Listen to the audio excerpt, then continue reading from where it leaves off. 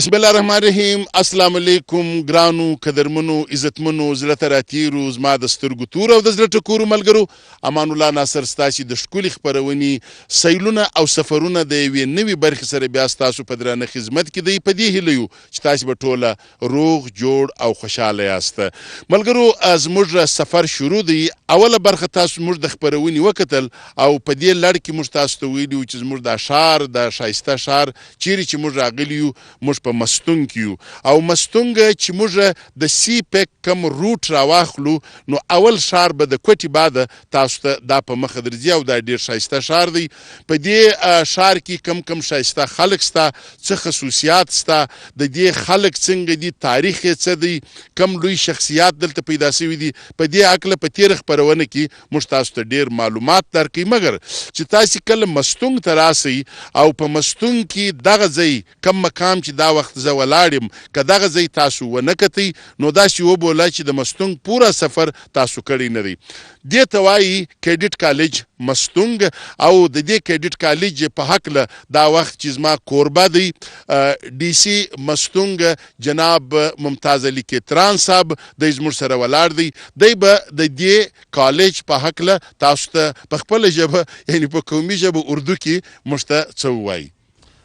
جی یہ کیڈٹ کالج مستونگ ہے جس کی ایک تاریخ ہے، جس نے بہت بڑا ٹیلنٹ جو ہے مارکیٹ میں لایا ہے. اس کے اسٹوڈنٹس آئے ہیں مارکیٹ میں، آرمی میں بھی ہیں، ڈاکٹرز بھی ہیں، انجینئرز بھی ہیں، پروفیسرز بھی ہیں، اچھے بیوروکریٹس بھی ہیں.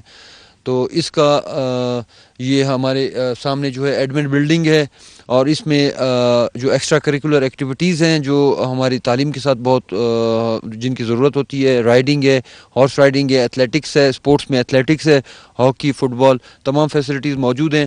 اور اس کا ایک تاریخی پس منظر ہے جو ہمارے پورے پاکستان سے یہاں پہ ایک دور تھا کہ اسٹاف ہوتا تھا اور اکیڈمک میں کریم جو ہے وی کین سے دیٹ کریم جو ہے پاکستان کی ټیچنگ وہ یہیں پہ موجود ہوتی ہے. نو جهانګیر خان کاکړ صاحب چې دی هغه هم دا وخت زما سره ولاړ دی او د ده په مستون کې نه چې دی هر ځای ته ولاړ سي هلته پر خوراکونو باندې د ده ډېر خاص نظر وي. نو به موږ د جهانګیر کاکړ څخه دا پوښتنه وکړو چې په تېره برخه کې او په دې برخه کې د ده څه پروګرام دی، دی څه خوړل غواړي. بالکل ډېره مننه منظر جانه. خبره خدای چې د خالي خوراک نه دی. ما ورته چې له دې ځای سفر زما ورته شروع سو یا روان دی که خدای کول دا به پر مخ ځو.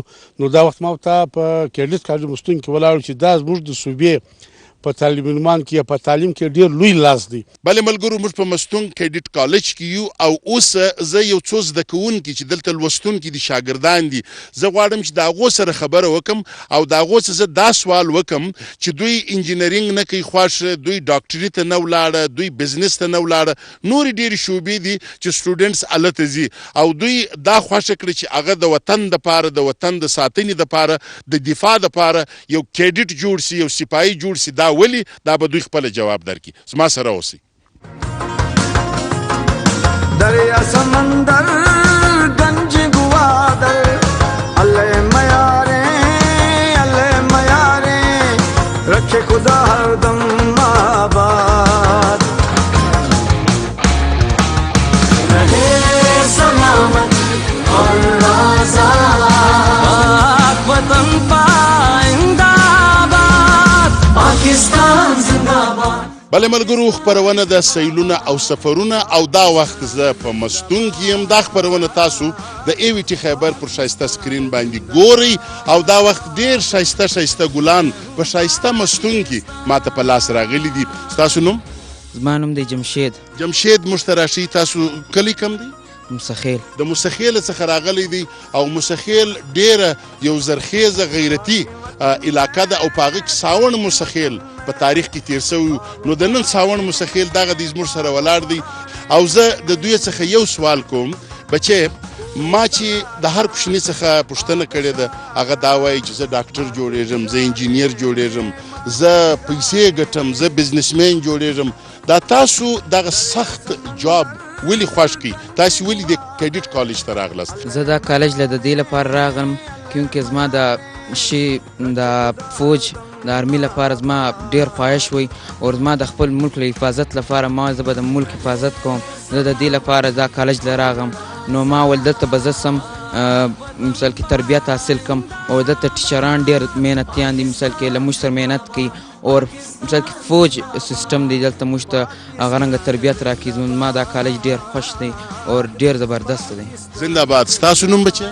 ما نوم افتخار عالم. افتخار عالم زوی ته د کوم ځای؟ زه لور لایم. ته دلته ولې راغلی؟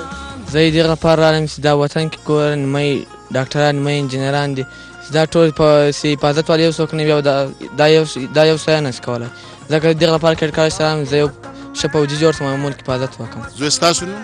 عبدالقدوس. عبدالقدوس د کوم ځای زوی؟ هرنائی. هرنائی. ته څنګه راغلی دلته؟ زه راغلی یم چې ښه تربیت حاصل کړم مطلب خپل مور و پلار تربیت وکړم اور خپل پاکستان لپاره مطلب خپل ځان قربان کړم مطلب. بیٹا آپ کا نام؟ محمد اسامہ. محمد اسامہ. کہاں سے ہو بیٹا؟ مستونگ. مستونگ سے. کیوں آپ فوج میں بھرتی ہو گئے بیٹا؟ کیونکہ سر مجھے پتہ نہیں تھا کہ پہلے مجھے پتہ نہیں تھا کہ آرمی فورس کیا ہوتا ہے اور آرمی کیا ہوتا ہے. جب میں یہ انسٹیٹیوشن میں آ گیا ہوں تو مجھے یہ پتہ چل گیا کہ ہمیں اگر ملک کی حفاظت کے لیے چاہیے تو وہ ہے آرمی. ہمیں آرمی میں اور کیا ہم یہاں پہ آئے ہمیں اسپورٹس کے بارے میں پتہ نہیں تھا اور ہمارے یہاں پہ ہر قسم کے اسپورٹس کھیلے جاتے ہیں اور ہمارے اساتذہ بھی ہمارے ساتھ سیکنڈ ٹائم ادھر آتے ہیں ہمارے ساتھ وہ اپنا ٹائم گزارتے ہیں پھر ہمیں بہت خوشی ہوتا ہے. اسی وجہ سے یہ ادارہ بہت فائدہ مند اگر کوئی ادھر آنا چاہے تو ہمارا خواہش ہے کہ ہم یہاں سے پڑھ لکھ کر ایک آرمی آفیسر بن کے ہم اپنے ملک کی حفاظت کریں. بیٹا آپ کا نام؟ اویس احمد. اویس احمد. کہاں سے تعلق ہے آپ کا؟ مستونگ کردگاہ. مستونگ. ماشاءاللہ. آپ کیوں آ گئے ادھر؟ سر ادھر کیونکہ اس کالج میں بہت سے ایکٹیویٹیز ہوتے ہیں لیکن کو کیریکولم ایکٹیویٹیز بہت ہے اسٹیج ایکٹیویٹیز کھیل وغیرہ یہ سر والی بال باسکٹ بال یہ فٹ بال کرکٹ رائڈنگ اور ہمارے پاس ادھر موجود ہے اور یہ بہت سر مفید ہے. فوج کے لیے تو کوئی ٹھشم بندوق اس کی آپ نے ذکر ہی نہیں کیا. آپ تو یہ فٹ بال میں پھنسے ہوئے بیٹا. سر کیونکہ جب ہمارا صحت صحیح ہوگا تو پھر ہم زندہ باد. یہ بات ہے وہ بولتا ہے جان سے جہان. جان ہے تو جہان. ظاہر ہے جب آپ کی جان مضبوط ہوگی تب آپ بندوق بھی چلائیں گے قلم بھی چلائیں گے کتاب بھی پڑھیں گے اور لوگوں کو بھی پڑھائیں گے. بیٹا آپ کا نام؟ محمد عارف. محمد عارف صاحب. بیٹا آپ کہاں سے تعلق ہے؟ منگوچر سے. منگوچر سے. بیٹا آپ کیوں یہاں پہ آئے ہو؟ سر یہ جو ہمارا ملک ہے اس کا حفاظت کرنے والا ادھر کوئی نہیں ہے. ہم اس لیے ادھر آئے ہیں تاکہ ہم اپنا ملک حفاظت کر سکیں. اگر ملک کی حفاظت کرنے والا کوئی نہیں ہوگا تو ملک تباہ برباد ہو جائے گا. اس کی چیزیں درم برم ہو جائیں گے. میں اس لیے ادھر آیا. زندہ باد. بیٹا آپ کا نام؟ ہیرج نواز. ہیرج نواز. بیٹا آپ کا تعلق؟ پنجگور سے. پنجگور سے. آپ ادھر کیوں آئے ہو؟ سر ادھر کا یہ جو تعلیم ہے تعلیم بہت اچھا ہے اور کالج ہم لوگوں کو ڈسپلن سکھاتا ہے اور ہم لوگ فوج میں بھرتی ہونا چاہتے ہیں کیونکہ ہم اپنا قلم اور کتاب کا حفاظت کریں. اگر آرمی میں کوئی بھی نہیں جائے گا پھر قلم اور کتاب کا حفاظت کون کرے گا. زندہ باد. بیٹا آپ کا نام؟ عمل. عمل. بیٹا کہاں سے تعلق ہے آپ کا؟ مستونگ. مستونگ سے. آپ کیوں آئے یہاں؟ سر وہ میرا بچپن سے خواہش تھا کہ میں آرمی جوائن کروں تو ادھر ہمیں آرمی کا ٹریننگ بھی ملتا ہے اور پڑھنے کا بھی وہ ترجیح ہے اس لیے. بیٹا آپ کا نام؟ جواد احمد. جواد احمد. کا تعلق کہاں سے بیٹا؟ کلات. کلات سے. آپ کیوں آ گئے ادھر بیٹا؟ میں یہاں پہ اس خاطر کے آیا ہوں کہ تاکہ میں آرمی جوائن کروں اور یہاں پہ آرمی کی ٹریننگ بھی ہوتے ہے ویل ڈسپلن ہوتا ہے ویل ایجوکیشن ہوتا ہے. یہاں کے استاد کرام ہمارے ساتھ بہت محنت کرتے ہیں. یہاں پہ رائڈنگ بھی ہوتا ہے. میں ملک کی حفاظت کے لیے میں یہاں پہ آیا ہوں اور امن تاکہ ملک کو مل جائے اور ملک کو نام میں روشن کروں ملک کے نام. زندہ باد. زندہ باد. آپ کا نام بیٹا؟ تیمور شاہ. تیمور شاہ. کا تعلق؟ بارخان. بارخان سے. کھولو بارخان سے. جی سر. ماشاءاللہ. اتنے دور ادھر کیوں آ گئے بیٹا؟ سر آپ نے جس طرح کہا کہ انجینئر اور آپ نے جو انجینئر بنتے ہیں اور میڈیکل میں جاتے ہیں کیونکہ اس میں کیوں نہیں جائے تو آپ ادھر سر ہمارا یہ شوق تھا ہم ادھر اور آرمی میں جانا چاہتے تھے اس لیے ادھر آئے ہیں تاکہ ہمارا ملک کی حفاظت ہو سکے تاکہ ہم آگے جا کر اپنے ملک کا نام روشن کر سکیں تاکہ ہمارا ملک کا نام ایک اونچی چوٹیوں پر آئے. بیٹا آپ کا نام؟ مستوکلی. مستوکلی. اوہو. مستوکلی تو بلوچی کا ایک بہت لو سٹوری اور ماشاءاللہ مست جو ہے نا وہ بہت زبردست شاعر بھی ہے بلوچی کا اور پھر انہوں نے زبردست عشق بھی کیا تسموں کے ساتھ. یہ عاشق آدمی آرمی اسکول میں کیا کر رہے بیٹا؟ سر میرا خواہش تھا بچپن سے کہ میں آرمی میں جاؤں اور ادھر سر ہم ڈسپلن سیکھنے آئے. اگر جب ہم آرمی میں جوائن نہیں کریں سر ہم ملک کا حفاظت کس طرح ہوگا؟ جس طرح آپ نے کہا کہ سر ہمارا اگر جب تک بندوق نہیں اٹھے قلم کی حفاظت نہیں ہوگا. ماشاءالله ماشاءالله. بله ملګرو موږ تاسو ته دا در ښکاره کول غوښتل چې خلک وایي که نه چې د بلوچستان خلکو توپک اخیستی دی، د بلوچستان خلک پسمانده دي. ما تاسو ته دا در وښول چې د چا په باره کې دا ویل کېږي چې دا شاته پاتې دي او دوی پر غرونو باندې ختلي دي. ماشاءالله دوی د خپل وطن سره څونه مینه کوي، څونه پر خپل وطن مین دي. د دوی د خپل وطن سره مینه موږ تاسو ته در ښکاره کول. دا خبره موږ تاسو ته در ښکاره کول چې د بلوچستان چې کومې ښې خبرې دي ملګرو، د بلوچستان چې کومه ښکلا ده هغه په میډیا باندې بالکل نه ښکاره کېږي. ځکه نو خیبر والاو دغه د بلوچستان ښایسته رنګ چې زموږ سباوون دی دا هم تاسو ته در ښکاره کړي. زموږ سره اوسئ، موږ په کیډیټ کالج مستون کې یو. پاک وطن پائندہ باد، پاکستان زندہ باد، پاکستان زندہ باد.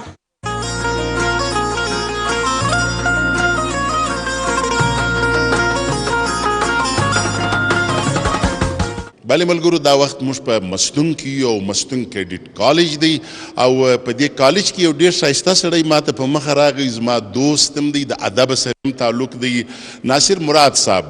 نو زه دا غواړم چې ناصر مراد صاحب تاسو ته دا در وښیي چې دا کالج څو کاله مخکې شروع سوی و. په دغو کې نن سبا چې کوم پرنسپل صاحب دی چې ما ډېر تعریفونه اورېدلي دي هغه څوک دی، په دې هکله به دی موږ ته یو څو خبرې وکړي. بلې ناصر مراد صاحب. تھینک یو. بسم اللہ الرحمن الرحیم. اس کالج کو قائم ہوئے تقریباً 30 سال سے زائد کا عرصہ ہو چکا ہے. 87 میں ہم نے فرسٹ یہاں سے بیچ اسٹارٹ کیا تھا. تو اس وقت ہمارے پرنسپل بریگیڈیئر ممتاز صاحب ہیں اور بہت بہتری کی حالت میں ہے. ہمارے اسٹیج ایکٹیویٹیز کے بہت سارے اچھے ہم نے انعامات جیتے ہیں آل پاکستان لیول پہ، جس میں ہم حیدرآباد، ملٹری کالج جہلم، کیڈٹ کالج پٹارو، ان جگہوں سے ہم انعامات لے کے آئے ہیں. اکیڈمکس ہمارا بہت بہتر ہوا ہے اور انشاءاللہ اس سال ہم ہوپ فلی کے پوزیشن بھی لیں گے. اب ہم رائڈنگ کلب پہلے چلیں گے، پھر اس کے بعد آپ کو لائبریری دکھا دیں گے، اس کے بعد ہم میتھس کی طرف بھی جا سکتے ہیں.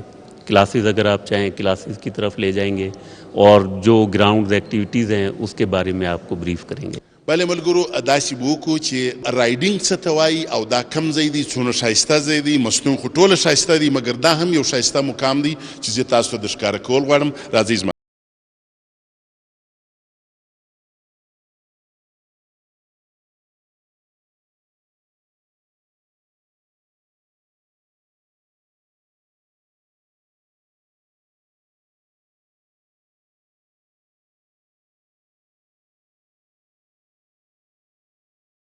خپرونه د سیلونه سفرونه او دا وخت موږ په مستون کې یو. دا خپرونه تاسو د ای وی ټي خیبر پر ښایسته سکرین باندې ګورئ. په مستون کې زه یو ډېر ښایسته ځای ته راغلی او دا ځای ما تاسو ته وویلی چې دا دی د مستون کیډیټ کالج، چیرې چې زبردسته علمي دا یو اداره ده او د دې ځای څخه ډېر زبردسته کسان او شخصیات وتلي دي او اوس پر لویو لویو ځایو باندې کار کوي. خو دلته زما یو دوست چې ما مخکې هم درته ویلي دي ناصر مراد صاحب ماته په مخه راغی.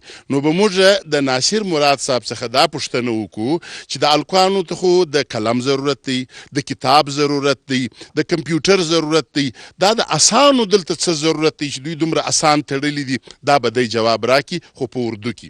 جیسا کہ آپ نے اپنے انٹرو میں کہا کہ ہمارا تعلیمی ادارہ کیڈٹ کالج مستونگ بلوچستان کا سب سے بہترین تعلیمی ادارہ ہے.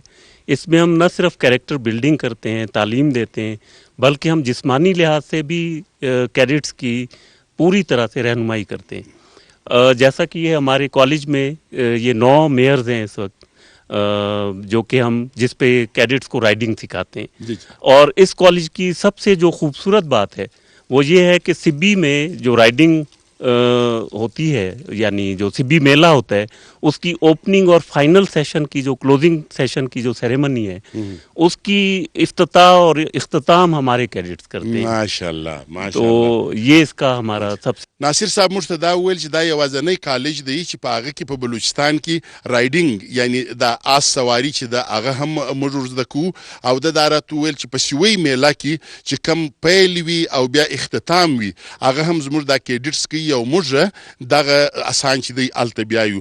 دا یو ډېر زبردست خبره ده. خو زه به د ډي سي صاحب څخه دا پوښتنه وکم چې ډي سي صاحب چې دی هغه خو هم زموږ دا کم غله چې دي الله دې نه کوي مجرمان چې دي کله کله د موټر د لارې څخه ووځي نو الته بیا دوی پر غرو باندې وخیږي الته بیا د آس ضرورتي. نو د ډي سي صاحب څخه به زه دا پوښتنه وکم چې دی صرف په دې ګاډیانو کې ګرځي که کله کله پر آس باندې هم خیږي؟ جی اصل میں انسٹیٹیوشن جہاں میں پڑھتا رہا ہوں سعدی پبلک اسکول بہاولپور جس میں رائڈنگ بھی تھی سوئمر بھی تھی تو میں الحمدللہ ایک اچھا رائڈر بھی ہوں سوئمر بھی ہوں. تو وہاں پہ ہمارے جو ٹیچرز تھے وہ کیڈٹ کالج سے آئے تھے کیڈٹ کالج میں پڑھاتے تھے تو یہاں سے کچھ حالات خراب ہوئے تو وہ وہاں آگے محمد احمد صاحب نیک اختر صاحب ون آف دی بیسٹ ٹیچرس دیور ون آف دی بیسٹ ٹیچرس. تو اس انسٹیٹیوشن میں ہمیں یہ ایکسٹرا کریکولر ایکٹیویٹیز سیکھی ہیں اور ایک یونیک ایک فیلڈ میں جو پروڈکٹ آتا ہے ہم ایک یونیکنس ہم میں یہی تھی کہ یہ چیزیں ہمیں آتی تھی. باقی آفیسرز کو ظاہری بات ہے جب وہ ٹین ایجز میں نہیں سیکھتے تو بعد میں بھی آ کے نہیں سیکھ سکتا بندہ. اچھا ایک دلچسپ بات میں ایڈ کر دوں کہ محمد احمد صاحب جن کا انہوں نے ذکر کیا آج کل وائس پرنسپل ہیں صادق پبلک اسکول بہاولپور کے وہ ہمارے یہاں کلیگ تھے کیڈٹ کالج مستونگ میں یہیں سے وہ وہاں گئے. جی ناصر مراد صاحب د لایبرری خبره وکړه کم قوم چې په جسمانی ډول باندې یعنی هغه رایډینګ هم کوي سپورټس هم کوي لوبې هم کوي او ورسره د خپل دماغ د شعور د پاره لایبرری ته هم ځي نو هغه قومونه چې دي هغه ترقي کوي.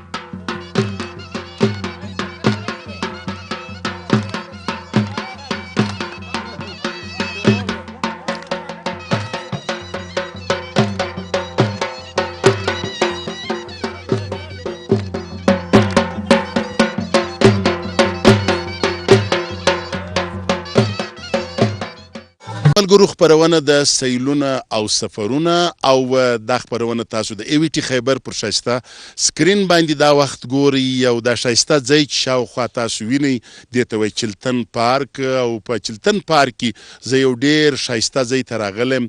زموږ ډي سي صاحب چې دی د مستونګ کیتران صاحب ممتاز علي کیتران صاحب هغوی موږ میلمانه کړي یو او په دې مابین کې ما وکتل ټوله ماشاءالله نارینه ناستو او په دغو نارینهو کې یو د نارینه رنګ یو ډېره بهادوره بچی چې د نن څخه تقریبا 14 کاله مخکې زما د دې سره ملاقات سوی په سکول کې ماډل پبلیک سکول دی زموږ او په هغه کې یوه ډېره زیارکشه زموږ استاد د زینت یعقوب صاحبه په هغې سکول کې په فنکشن کې د خیبر اول پروګرام یا دوهم پروګرام زما ملاقات ورسره سوی و او نن چې ما دې بچی ته وکتله زه ډېر د فخر خبره ځان ته ګڼم. دا زما دپاره د ویاړ خبره ده چې هغه کوچنی بچی چې ما د اسکول په هغه فنکشن کې لیدلی وه. ثنا ماجبین صاحب نن ماشاءالله اسسټنټ کمشنر ده سب ډیویژن دی د مستونګ په هغه کې چې دشت نومیږي دا په دغه ځای کې اسسټنټ کمشنر ده. ستاسو ملاقات د دې سره کوم پښتو خو نسی ویلی په اردو کې به موږ خبرې ورسره وکړو. سر ہماری جتنی بھی فیلڈ آپ نے بتایا ڈاکٹرز ہیں انجینئرز ہیں ٹیچرز ہیں اس فیلڈ میں ہماری کافی ساری فیمیلز تھیں تو میں چاہتی تھی کہ ہم ایک ایسی فیلڈ کی طرف جائیں جہاں پہ ہماری فیمیلز کا رجحان جو ہے وہ ٹرینڈ ذرا کم ہے.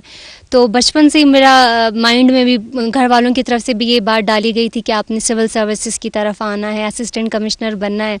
تو بس بچپن سے یہ بات مائنڈ میں تھی. اپنی اسٹڈیز اس حساب سے میں نے اپنے سبجیکٹ سلیکٹ کیے ایسی فیلڈ سلیکٹ کی کہ میں جو ہے وہ ایگزام میں پھر میں اپیئر ہوئی سول سروسز کے اور اس فیلڈ میں آ گئی. چونکہ اس فیلڈ میں عورتوں کا رجحان بہت کم ہے تو مجھ جیسی اور لڑکیاں اگر آئیں گی اب میرے ساتھ ماشاءاللہ فیلڈ میں 6 لڑکیاں ہیں جو ہماری سول سروسز میں ہیں. ابھی نیا بیچ آیا اس بیچ میں بھی ماشاءاللہ 2 اور فیمیلز ہماری سلیکٹ ہوئی ہیں. تو انشاءاللہ تعالیٰ وقت کے ساتھ ساتھ ہماری دیکھا دیکھی اور فیمیلز جو ہیں وہ اس طرف آئیں گی اور انشاءاللہ تعالیٰ بلوچستان میں ایک ٹائم آئے گا کہ جو ہمارا ریشو ہے فیمیلز کا اس فیلڈ میں وہ بڑھ جائے گا انشاءاللہ تعالیٰ. جعفر آباد سے آپ کا تعلق ہے اور جعفر آباد بلوچستان کا ایک بہت خوبصورت علاقہ ہے. تو اب میں آپ سے یہ پوچھنا چاہوں گا کہ مطلب آپ نے اپنے والدین کو کیسے کنونس کر لیا؟ ظاہر ہے آپ تو گھر سے بھی دور گئی ہوں گی ٹریننگ کے لیے وغیرہ وغیرہ. تو میں یہ چاہوں گا کہ آپ ہماری جو دوسری بچیاں اس وقت دیکھ رہی ہے ان کو بھی آپ یہ طریقہ بتائیں کہ آپ کیا ایسی باتیں کریں, آپ اپنے اندر کون سی خصوصیات پیدا کریں تاکہ آپ اس سٹیج تک پہنچ جائیں. سر دیکھیں سب سے امپورٹنٹ چیز یہ ہوتی ہے نا کہ جب آپ کے فیملی والے آپ کے ماں باپ آپ کو سپورٹ کرتے ہیں نا پھر آپ چاہے جس بھی فیلڈ میں جانا چاہیں آپ جا سکتے ہیں. اگر فیملی سپورٹ نہیں کرے گی تو آپ میرے خیال سے ایک اسکول ٹیچر بھی نہیں بن سکتے. اب بات یہ ہوتی ہے کہ آپ کے پیرنٹس کو آپ کیسے کنونس کریں یا ایسی کیا بات کریں کہ وہ آپ کو آپ کا جو ڈریم ہے وہ پورا کرنے میں آپ کی ہیلپ کریں. میں نے پہلے بھی بہت فورمز پہ یہ بات کی ہے کہ یہ بہت امپورٹنٹ ہے کہ ہم اپنے ماں باپ کو اگر وہ ہمیں اسکول میں ڈالتے ہیں کالج یونیورسٹی میں ہمیں پڑھنے کی اجازت دیتے ہیں تو ہم وہ جو ہم سے ایکسپیکٹیشنز رکھتے ہیں نا کہ ہم ان کو اچھا رزلٹ دیں تو اچھے رزلٹ سے ہم اپنے ماں باپ کو کنونس کر سکتے ہیں کہ وہ ہمارے ڈریم کو پورا کرنے میں ہمارا ساتھ دیں. الحمدللہ اللہ کا بڑا کرم تھا کہ جب میں اسکول میں میرا ایڈمیشن کرایا گیا میں بہت زیادہ محنت کرنے والی لڑکی تھی, بہت زیادہ محنت کرتی تھی اور الحمدللہ اپنی تمام جتنے بھی میری اسکول کلاسز تھی میں اس میں فرسٹ پوزیشن لیتی تھی. اس کے علاوہ میں ایکسٹرا کریکولر میں بھی بہت آگے تھی. آپ کے ساتھ چونکہ میرا تعلق رہا ہے بچپن میں اسپورٹس میں نعت کمپٹیشن سانگ کمپٹیشنز ہو گئے ہماری ڈبیٹ کمپٹیشنز میں جاتی تھی پارٹیسپیٹ کرتی تھی. الحمدللہ بہت سارے میں نے ون کیے. تو ماں باپ نے جب یہ چیز دیکھی نا کہ بھئی یہ اتنی محنت کر رہی ہے پڑھائی میں بھی اچھی ہے تو پھر اصل میں مجھے اس مقام پہ پہنچانے میں میرے ماں باپ کا بہت بڑا ہاتھ ہے. میرے بھائی کا انہوں نے مجھے کہا کہ آپ نے اس فیلڈ میں آنا ہے تو جو میری انرجیز تھی نا وہ ڈبل ہو گئی تھی وہ ملٹیپلائی ہو گئی تھی کیونکہ میرے خواب کے ساتھ ساتھ میرے ماں باپ کا اور میرے گھر والوں کا خواب بھی جوڑا ہوا تھا. بله ملګرو دا وه ثنا ماجبین صاحبه چې تاسو یې خبرې واورېدلې. دا خبرې په دې باندې ډېرې ضروري وې چې زه تاسو ته دا د ښکاره کړم چې د بلوچستان سیمه چې په ټوله دنیا کې په رنګارنګ خبرو کې دا ستایل کېږي. څوک وایي دلته نارینه ډېر ظالمان دي د ښځو سره ډېر ظلم کوي د ښځو حقوق نه ورکوي دا ډېره پسمانده علاقه ده د دوی ذهنیت ډېر پسمانده دی. ما دا غوښته چې د دې ځای ښځو ته که ریاست او حکومت مخه ورکړي نو انشاءالله دا په دغه کم عمر کې که خدای کول اسسټنټ کمیشنره هم جوړیږي او زموږ دعا ده چې دا ډېر ژر ترقي وکړي او په بل ملاقات کې زما او د ثنا ماجبین چې ملاقات وسي دا ډیپټي کمیشنر الله دې داسې وکړي.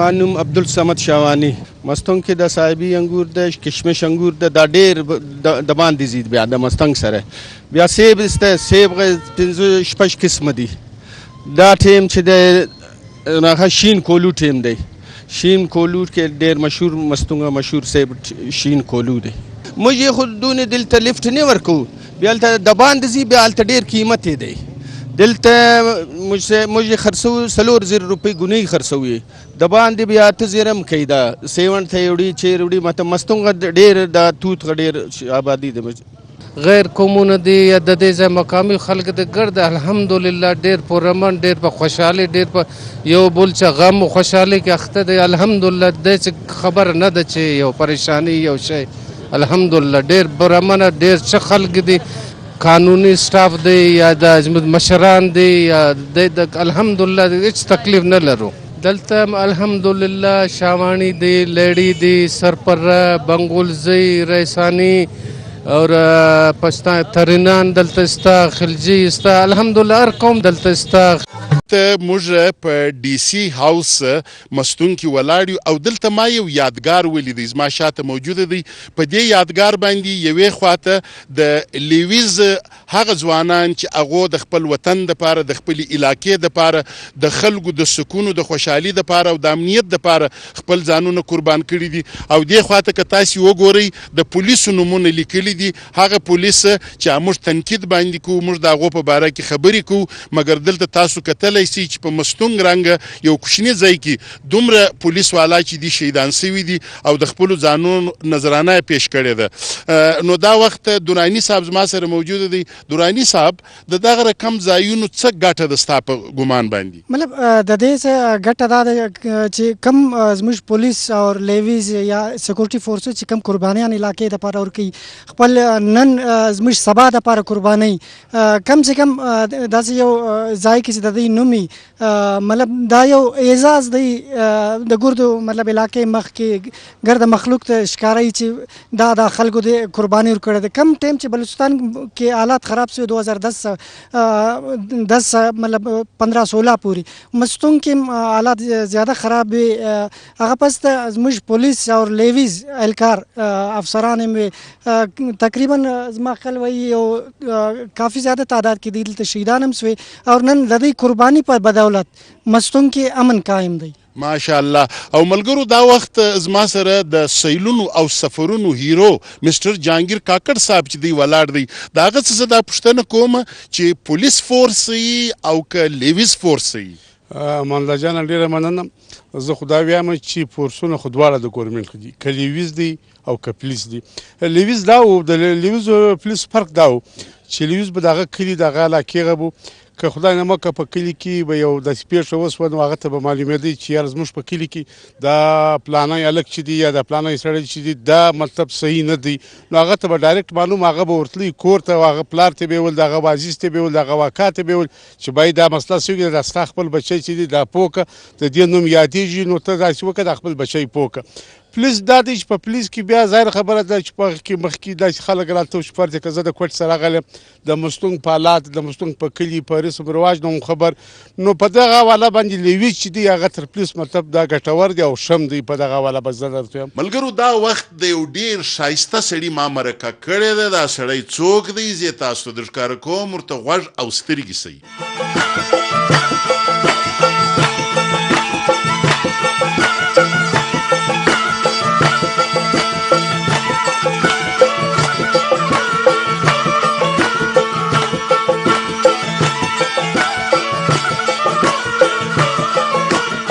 بله ملګرو خپرونه د سیلونه سفرونه او دا خپرونه تاسو د AVT خیبر پر ښایسته سکرین باندې ګورئ زموږ په دې خپرونه کې تاسو ته معلومه ده موږ دا وخت په یو ډېر ښایسته ښار مستونګ کې یو او مستونګ د سیپیک پر لاره باندې لومړی غټ ښار دی دا په مختلفو حوالو باندې مشهور دی هغه ما تاسو ته درښکاره کړه خوراکونه هم تاسې وکتله د مستونګ DC صاحب و د هغه سره هم موږ خبرې وکړې د خلکو سره مو هم ولیدله او د مستونګ یو سندره هم ما په تاسو واورېدله مګر که څوک مستونګ پیژني او په مستونګ کې یو اعلی شخصیت نه پیژني نو دا بیا د افسوس خبره ده زموږ دا شخصیت نه یوازې د پاکستان او د دنیا په لیول په اردو کې په پښتو کې په براوي او بلوچي کې یو نامور آرټسټ دی بلکې رایټر یعنی لیکوال هم دی او دا بل څوک کېدلی شي دا دی زموږ یار زموږ جګر زموږ جانان جاوید جمال صاحب موږ تاسو ته ښه راغلی وایم ډېر مننه ډېر مننه څنګه یې یاره دا راته ووایه وارې خو دا د مستونګ په باره کې راته ووایه چې دا مستونګ دا رقم سړی پیدا کړی دی ماشاءالله نو ته خو اوس د مستونګ څخه ډېر وخت کېږي چې ډېر وخت په کراچي کې یې هلته ظاهر د اردو ډرامو مارکیټ هلته جوړ دی او تاسو هلته کار کوئ نو چې کله کله دا مستونګ در په یاد سي په کراچي کې فیلینګز دي څه بس نو مستونګ چې ماته یاد سي نو بس زه مس کوم د کیک د مستونګ کیک په کراچي ښار کې اوس وګوره څومره یو غټ ښار ده لیکن هلته هم چې دی د مستونګ کیک ذایقه نه ده هغه پیدا نیسي مګر دا په تیرو ورځو کې لږ چې جګړې وسوې او داسې څه خواشینیانې راغلې نو هغه پر مستونګ پر کیس باندې هم اثر وکړي او هغه د مستونګ د کیک چې کوم جوړونکی و که نه هغه مستونګ پرېښوي او د باندې ولاړې څونه د افسوس خبره ده که نه نو دا یو د کیک انډسټري وه چې هغه ډېر مشهور سوی اصل د کیک څخه علاوه څه شي ستا خوښ دي د مستونګ په مستونګ خو ډېر مطلب د لکه اړو دی سیب دی سنجد دی انګور دی آلوچه ده خو موږ چې اختر باندې تلو هلته په کوچنیوال کې نو هلته چې دا عید قرباني چې موږ تیاروله نو اول چې دی هغه په کور کې چجک پیژنې لم چې دی لم چې دی د پسه لم چې دی د چجک جوړیږي اول ډیش چې په دې کې واچې او غوړي جلا سي او په اخر کې کوم داسې نسواري رنګ شان پاتې سي که نه نو هغه مې ډېر یادېږي د ډوډۍ سره ډېر زبردست او د کله دي کورت خوړلې دي کورتو ډوډۍ دي خوړلې ډېر زبردست بیا د کورتو پر ډوډۍ باندې چې دغه لاسي غوړي هم واچي ژړ غوړي ایگزیکټلی بالکل او په دې لاسي غوړو کې بیا کله چې دوی یو ذایقه هم واچي نه خوند هغه کله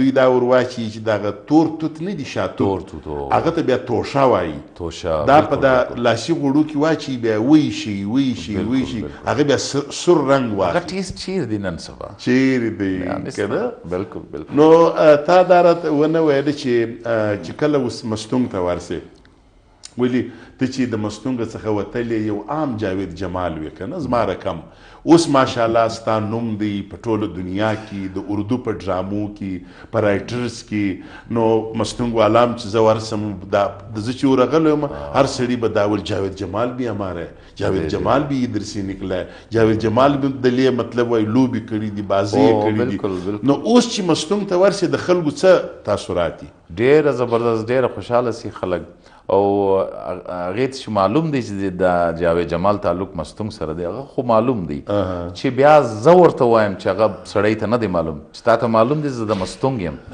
نو هغه به ډېرې فخر کوي ډېرې خوشحالېږي چې یار ما ته معلوم نه و چې ته د مستونګ یې نو زیات خلک داسې دي چې د هغوی ته معلوم دی چې د زما تعلق مستونګ سره دی.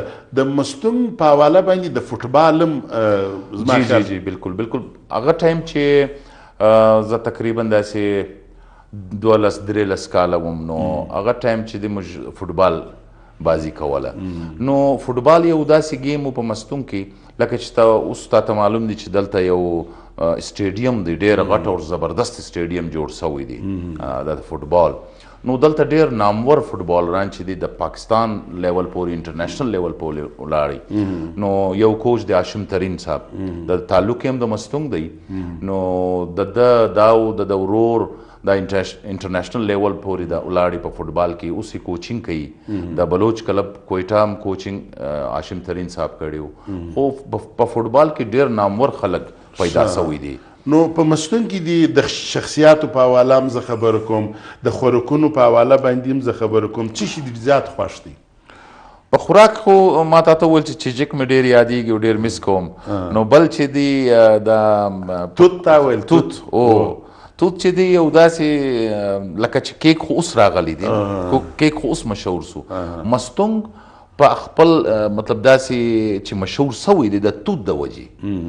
هغه یو داسې کپړی غټه نو دې ته جولی ویل ته خلک یې نیسي بیا یو بالازي بیا توت هغه کې نو بیا ډېر خوند کوي دا نو ګرد پر کښیني بیا د هغه بعد یو بل شی ډېر ضروري دی که تا راوښوئ ځه امتحان دی د توت بعد لسی شلومبې که نه شلومبې وایي توت وایي که ما خرابه نو شلومبې راپسې وچیشه ټیک سو. گاجر هم وایي که ما خرابه نو اوبه راپسې وچیشه هغه وایي اوبه راپسې وچیشه ګازره چې ده که نه. جاوید صاحب په کراچي کې نن سبا ته څه شي میسه ته د مستونګ؟ زه چې ټولو سره زیات مسوم هغه شی په خوراک کې نه دی، خوراک مراک نه دی، هغه چې یو مینه وه. لکه چې موږ کوټ والا خلک وایو چې لکه چې اوس په کوټ کې دوه ملګري دي هغه ګرځي یو بل ته ټایم ورکوي. تا هم دا اورېدلی دي چې په کراچي کې خلک دومره ټایم نه ورکوي، ډېر فاسټ لایف دی.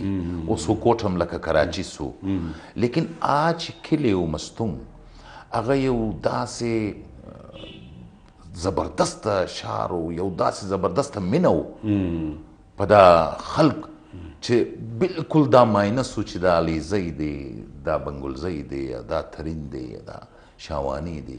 یو مینه وه، یو همسایهداري وه، یو مطلب دا ماښام چې دا خلق راتلی دا میدان ته نو کیسې وه، بنډار وه، هغه چیرې پیدا کېږي؟ زه خپله تاسو یقین وکړئ د نن څخه 15 کاله مخکې زموږ به د دوستانو یو ګروپ و، په هغه کې به پنجابی هم و، په هغه کې به سندی هم و، په هغه کې هزارګان هم و، کندارۍ هم و. په هغه کې به داسې قوم نه و چې په هغه کې او دا رقم به و لکه ورونه. بس د جمعې په ورځ به مو پیسې سره واچولې، ډوډۍ به مو وخوړه، بیا به ولاړو په دې سینما ننوځه، په هغه سینما ننوځه. پنجابي فلمان به موږ کتله، د سلطان رایي ده که نه، هغه د نورجانې سندرې به وي او هغه د سلطان رایي صاحب ډایلاګونه به وو که نه. دغه رقم چې موږ به پښتو فلمانو ته ولاړو، د بدرمنیر و، د یاسمین خان، زموږ خو شوق داسې پیدا محمد سردي که نه، بیا به دوی را سره وو، بیا به هم سهار د فلمان ډسکس کوله که نه. بالکل هغسې دي. اوس ما هم دا شوق چې پیدا سوی و ماته نو د فلمان د وجې نو زموږ کور هغه ټایم په سټیورټ روډ کې و. نو اوس ما یو هفته مخکې ما چې وکتل ده زما زړه ډېره خراب سو، ډېره داسې غمګین سوم. امداد سینما مې چې وکتل اوس ختم سوی دی نه، نو ما فلم کتل چې شروع کړل دا سینما سره. د امداد سینما خو ډېر سټنډرډ شو که نه، هغه فلمان به هغه د راجر مور، 00 فلانا و، د سین کونري که نه، د دې فلمان بو. اوس چې په د اخري کې پښتو فلمان پکې چلېده، پښتو فلمان لګوله نګر سره که نه، یا هغه ټایم کې اردو نه لګول، اردو یې نه لګول، د انګلیش دغه رقم په هغه سینما کې چې و، دا زموږ ریګل سینما چې و، اوس پلازا په جوړه سوه، په هغه کې انګلیش بیا ویسټرن دا کاوبای چې و که نه. دغه رقم بیا راحت سینما وه، غازي سینما وه، عصمت سینما وه، دغه بیا اردو فلمان. راحت سینما په اردو کې ډېره مشهوره وه. ډیلایټ او پیراډایز چې و که نه، هغه به پښتو چلول او کله کله به پنجابي فلم ولګوي. پاک فورسز سینما کې پنجابي پښتو دغه به میکس. نو اوس چې غازي سینما ته زه ورغلم په هغه کې د رکشو ګیراج خلاص شوی او چې ته بیا لاهور ته ولاړ سې کنه د لاهور باری سټوډیو او شانور سټوډیو هلته چې ورسې په هغه کې دا د موټرانو هغه خلاص شوي دي کنه نو سړي ته ډېر زور ورکړي چې موږ خپل یو ډېر زبردست لکه تاریخي ځایونه چې مینټین نه دي ساتلي دغه رقم موږ دا شانم مینټین نه دي ساتلي ملګرو جاوید صاحب چې دی هغه ډېر خوږ سړی دی تر اوسه پورې خو موږ په فلمانو او په مستونګ باندې بحث کړی دی تاسې به ضرور دا وایسته چې د ده سره د ده ډرامو په حواله باندې د ده د لیک په حواله باندې خبرې وکړو نو نن چې دی د غومره وخت دی په بل اپیسوډ کې بیا انشاءالله موږ په مستون کې یو بیا به د ده سره خبرې کوو د شوبز په حواله فی الحال ما او جاوید صاحب ته راکړئ اجازت زه تاسو بیا هم یو ډېر ښایسته باغ ته او په هغه باغ کې زموږ سندرغاړي هم ستا اوس که زه ستا څخه داسې د پښتو سندرې فرمایش وکړم نو پښتو سندر راته ویلی سې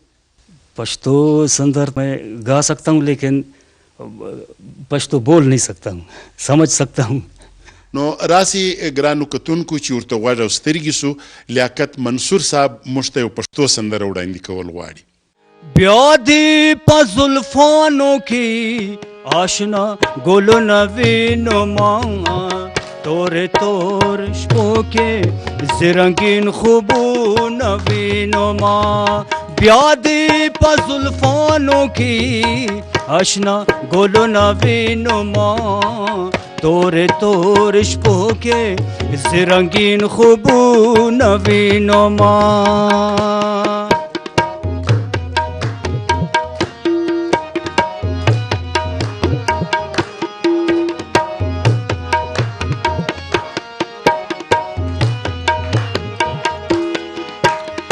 چرتا مئی خانے دی چرتا حسن دی نغمو سارا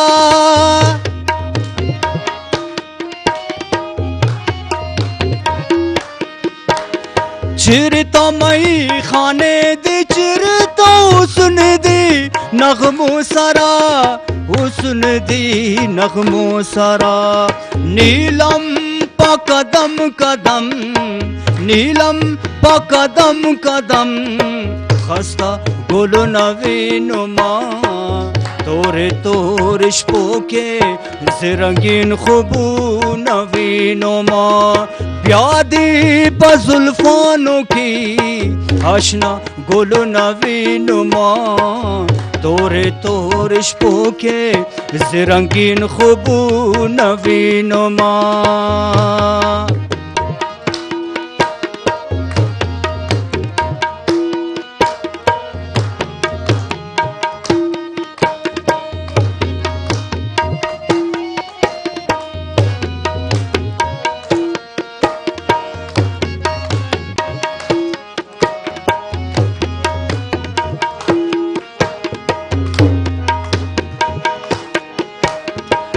گھوڑا دارش پا مہینہ کے تماشی سلا